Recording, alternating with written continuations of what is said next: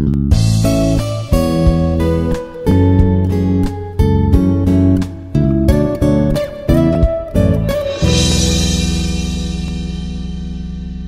good morning everyone. My name is Mr. A. Satish Kumar.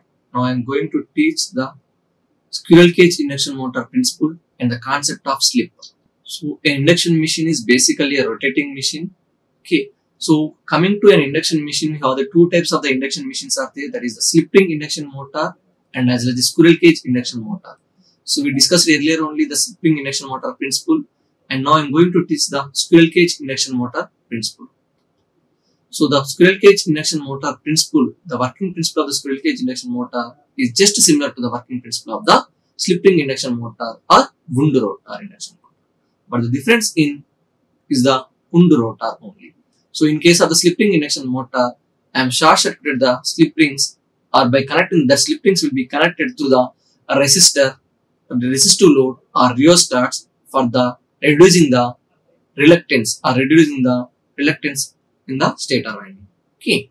And now going to, in case of the squirrel cage induction rotor, the copper bars I am using here. The copper bars are short circuited here, okay, to reduce the eddy current losses here.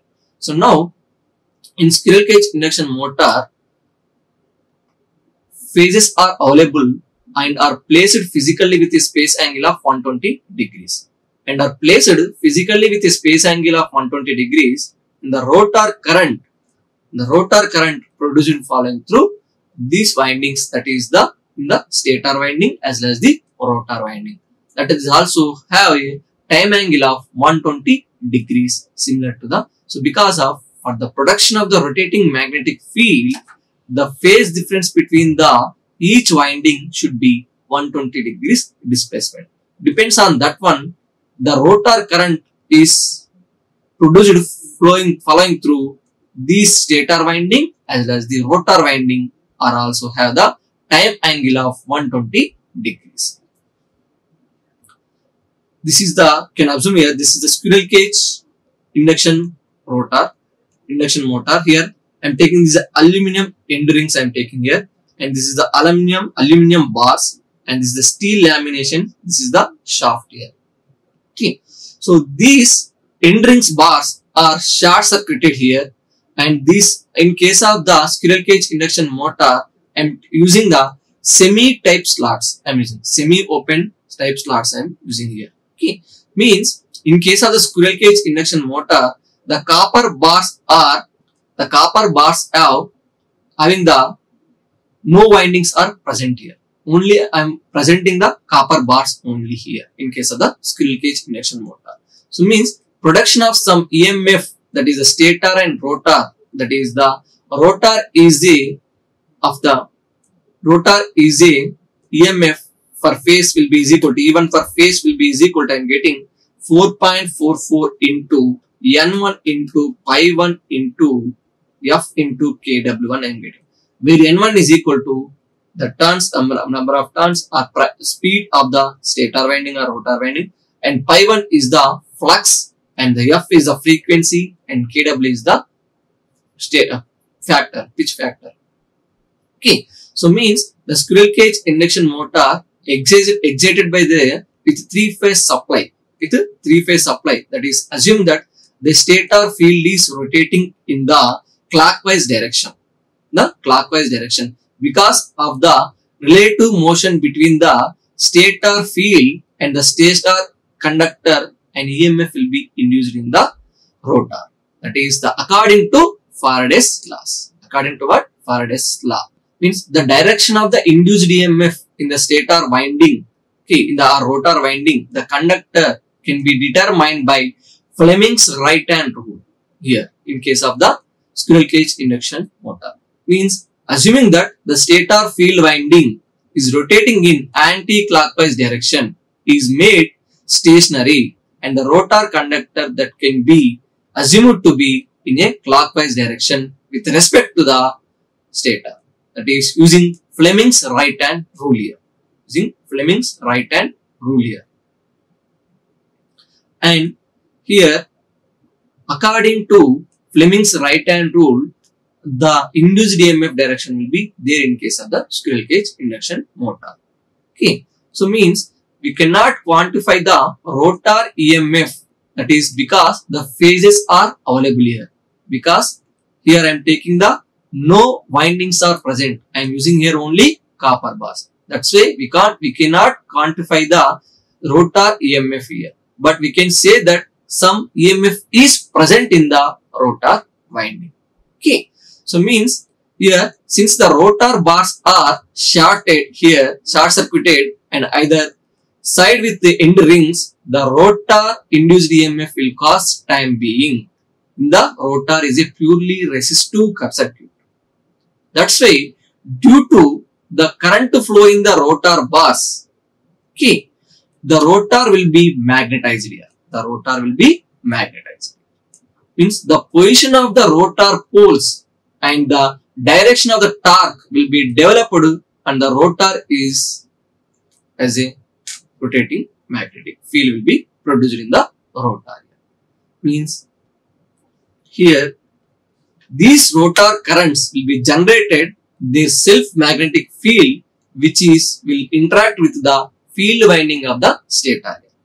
Means now the rotor field will try to opposes it cause the hence the rotor will be starts following to the rotating magnetic field here. So means the moment of the rotor will be catches the rotating magnetic field, the rotor current will be drops to 0 here. Means there is no more relative motion between the rotating magnetic field and the rotor here.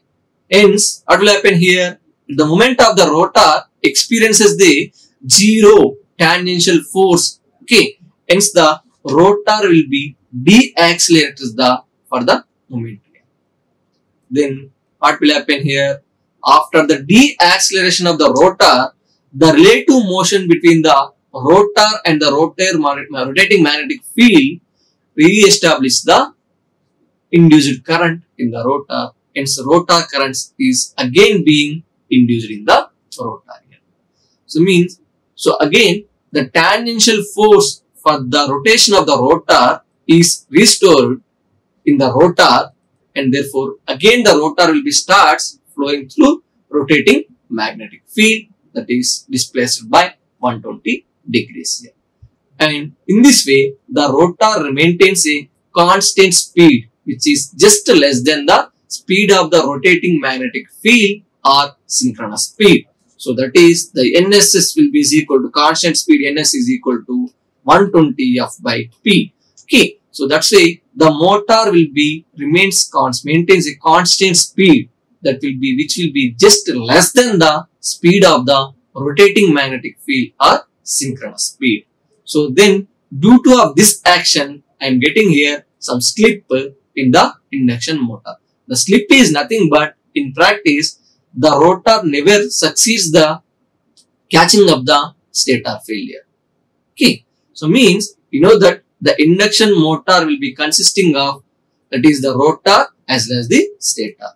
So what I am saying here, the rotor will be does not catch the stator. Okay. So means here we discussed here what we discussed here. The rotor maintains the constant speed here, but which is just less than the speed of the rotating magnetic field or synchronous speed. So due to of that one, the induction motor interaction of the currents that flowing in the rotor and the stator bars generated a torque. Okay. So then in actual operation, the rotor speed always lacks the magnetic field speed. So thereby allowing the rotor bars to cut the magnetic lines of the force according to Faraday's laws. Okay. Hence, then the torque will be produced in the rotor. So that is nothing but is the due to of the rotating magnetic field only and getting the torque in the rotor winding. So it means the speed difference between this synchronous speed to the rotor speed is called as I am calling slip. So our other definition of the slip is the difference between the synchronous speed ns of the rotor stator field and the actual rotor speed n is called as a slip. That is the n is equal to, that is the slip will be is equal to ns minus nr divided by ns and n. So means if the slip will be increases with the load, it is necessary for the torque production. The slip speed is equal to the difference between the rotor speed and the synchronous speed. So where I am calling this ns minus nr is also called slip speed I am calling. Okay, so means percentage slip is multiplied by the 100. So then percentage of the slip will be is equal to ns minus nr divided by ns into 100 I am getting here. So means the quantity of ns minus nr or ns minus n is called as the slip speed I am getting. Okay, so means when the rotor is stationary, that is the slip will be is equal to 1 or 100% I am getting. So because what I am telling here, that is if the ns will be is equal to nr, then what will happen here? The percentage slip will be is equal to ns minus ns, that is I am getting here 0 I am getting. Okay, the percentage slip will be is equal to 0 I am getting. If the rotor speed will be is the stationary, that is what nr will be is equal to 0, then what will happen here? That is ns minus nr divided by ns will into 100. So then as I am substituting here nr is equal to 0 in this equation, then I am getting the percentage slip will be is equal to 1 I am getting. So that's why the slip of the induction motor will be always 0 is less than slip is less than or equal to 1 only will be there. Okay, so this depends on this one only. I am getting the principle of the slip squirrel cage induction. Okay, so now in induction motor, the change in the slip from the no load to full load is hardly 0.1% to 3% only. So that it is essentially a constant speed motor only. Okay, so means 3-phase induction motor is particular from the same as the form of the transformer. What I am telling here, the principle is the same as a transformer only. Okay, so but the construction is different, but the principle is same as a transformer only. That is the mutual induction only. Okay, so means which has a secondary winding will be rotated in case of the slip ring induction motor. But in case of the transformer, I am calling as the static device. Okay, the transformer is the static device, but the slip ring induction motor is not a static device, is called as a rotating machine. That's why the principle of the transformer and as well as the induction motor is same, that is the mutual induction process only. But the transformer is the static device and the induction motor is the rotating device. That's why I am calling is a rotating machine I am calling it. Okay, so then in the transformer, the frequency of the primary and the secondary winding is same. Okay, so because that is the static device. But in case of the induction motor, the frequency of EMF induced in the rotor, that is depends on the slip. That is the slip will be is equal to ns minus nr divided by ns into 100. Okay, so then the rotor EMF frequency will be is equal to what I am getting? S into SF I am getting, where SF is the frequency of applied voltage to the stator I am getting. Okay, now I am assuming here the frequency of the induction motor, because in case of the transformer, the secondary winding frequency and the primary winding frequency will be same because of that is the static device. But in case of the induction motor, the secondary winding will be rotating here. That's why the frequency will be changes here. That is not a constant frequency I am getting here. Okay, so we need to calculate the rotor frequency here. So means from the magnetic winding theory, the relation between the frequency in the stator and the number of poles pair P and the synchronous speed is given by F is equal to ns into P. So means within the rotor and the frequency Fr is given by the speed difference between the rotor and the stator will be is equal to Fr into ns minus nr into P. Okay, so then I am multiplying here, Fr will be is equal to ns minus nr divided by ns into P I am substituting here. So where ns minus nr by ns will be is equal to what? That is the slip here I am getting here, and Fr is equal to slip into ns into P. Okay, where ns into P is equal to what? Frequency, in the rotating frequency, rotor frequency will be is equal to S into stator frequency. So because in case of the 3-phase induction motor, the frequency will be changes to the stator to the rotor. because of the secondary winding will be rotating here. But in case of the transformer, both the primary winding and the secondary winding will be stationary. That way the frequency will be does not change.